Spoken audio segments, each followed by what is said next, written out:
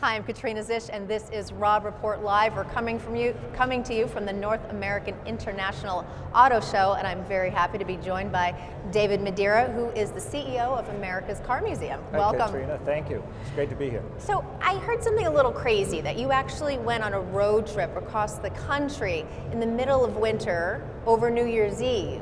It is. It's a lot crazy, but the whole idea was to do something crazy. In partnership with the auto show and its director, Rod Alberts, said, how can we draw attention across the country to this show to help open it and celebrate America's love affair with the car? I found myself one day singing America the Beautiful. You hear the words, amber waves of grain and purple mountain majesty, and it was all there. The song made sense. You've heard the term American Iron for Detroit and cars.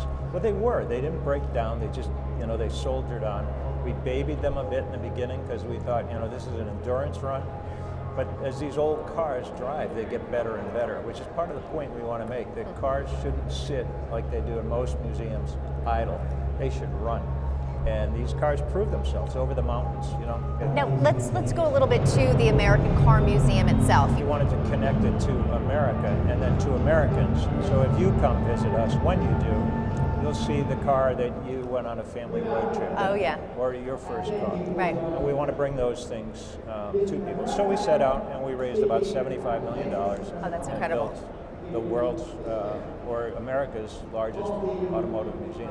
Not-for-profit museums are granted their tax-exempt status that donors can get tax deduction for by being an educational organization. And we decided we really needed to take that seriously. Right. So with our partner Hagerty, we created the Hagerty Education Program, which funds students to pursue careers in automotive preservation and restoration. Because the people who built these cars are dying off in this generation.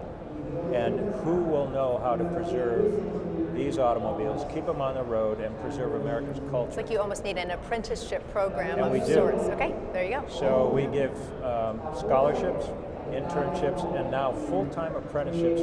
Now, what can we expect to see coming from the museum in the future in 2016 or beyond? Any big projects? You're going to see expansion of our educational initiatives, and you're going to see expansion of us programmatically across the country with our partners, because we take seriously the notion that cars need to be driven, and that's what this makes a point, and that history needs to be presented and promoted that way. And that's not like any other car.